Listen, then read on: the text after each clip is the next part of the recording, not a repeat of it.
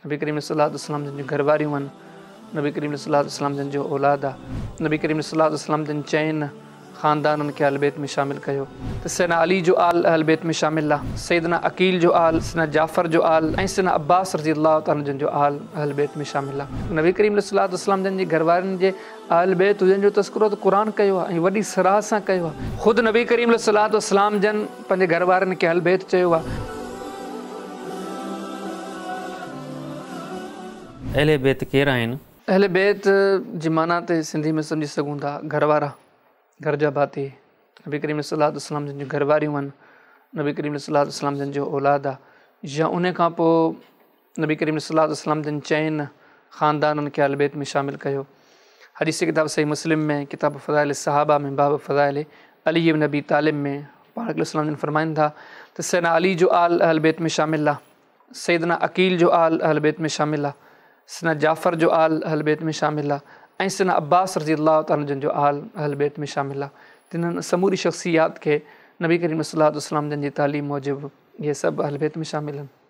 जज़ाकुमुल्लाह ख़ैर। शेख, छा नबी करीम सल्लल्लाहु अलैहि वसल्लम जूं घर वारियूं अहल बैत में शामिल आहिनि?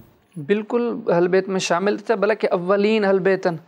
असांजे माशरे में ॾिसो न कहिड़ो सियाणो समझदार माण्हू चइबो जेको पंहिंजे घर जे अफ़राद में घरवारी खे शामिल न करे। असांजी हिकिड़ी फितरत आहे, असीं हिकिड़ा कमज़ोर हक़ीर बाना आहियूं, पर असां में अहिड़ो को आहे जेको पंहिंजी घरवारी खे घर वारनि में शुमार न करे। इहो त अव्वलीन आहिनि। ऐं जॾहिं त नबी करीम सल्लल्लाहु अलैहि वसल्लम जिन जे घर वारनि जे अहल बैत हुजनि जो तज़किरो त क़ुरान कयो आहे ऐं वॾी सराह सां कयो आहे। सूरे अहज़ाब जी आयत नंबर 32 में, 33 में, 34 में तव्हां अगरि तर्जुमो पढ़ी ॾिसो, अल्लाह ताला मुख़ातिबी नबी करीम इस्लाम जे घर वारनि सां या निसा अन नबी जे ऐं नबी जूं घर वारियूं लस्तुन का हदिम मिनन निसा, तव्हां दुनिया जे ॿियनि औरतुनि वांगुरु कोन आहियो।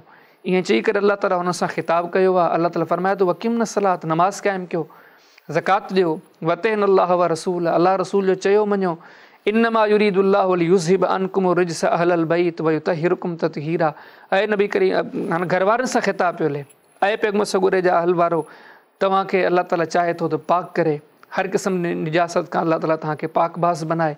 वरी अञा अॻियां ख़िताबु हले पियो त वस्कुरन मा युतला फ़ी बुयूतिकुन्न मिन आयातिल्लाहि वल हिकमा, ऐं पैगम्बर जूं घर वारियूं तव्हांखे खपे त पंहिंजे घरनि में अल्लाह जे कलाम जी तिलावत कयो, नबी करीम सल्लल्लाहु अलैहि वसल्लम जिन जे फ़रमान खे वरजायो। त क़ुरान हकीम जे इन 3 आयतनि खे पढ़ो, तव्हां तर्जुमो पढ़ी वाज़े तौर ते हर माण्हू महसूसु करे थो त नबी करीम इस्लाम जिन जे घर वारनि खे अव्वलीन अहल बैत शुमार कयो अल्लाह जे क़ुरान। उनखां पोइ नबी करीम इस्लाम जन हदीसनि ते मोटी अचो।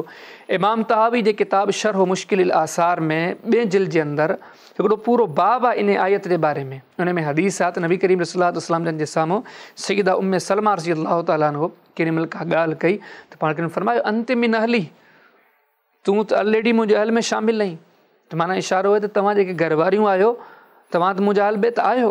क़ुरान नबी करीम इस्लाम जन जे घर वारनि खे अहल बैत चयो आहे।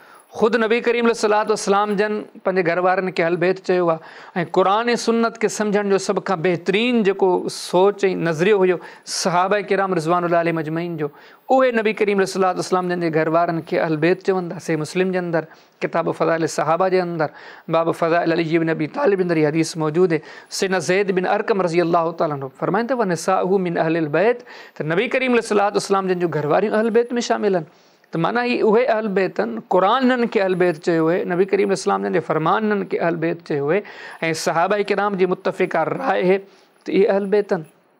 त इन्हनि समूरनि हक़ीक़तनि खां बाद में उहो बेसमझी चइबो जेको चवे त न अञा अहल बैत कोन्हनि खे। जेकॾहिं उनजो क़ुरान ते, नबी करीम इस्लाम जे फ़रमान ते, सहाबा जे फ़हमी सोच ते जेकॾहिं उनजो ईमान आहे त उनखे अहल बैत मञिणो पवंदो।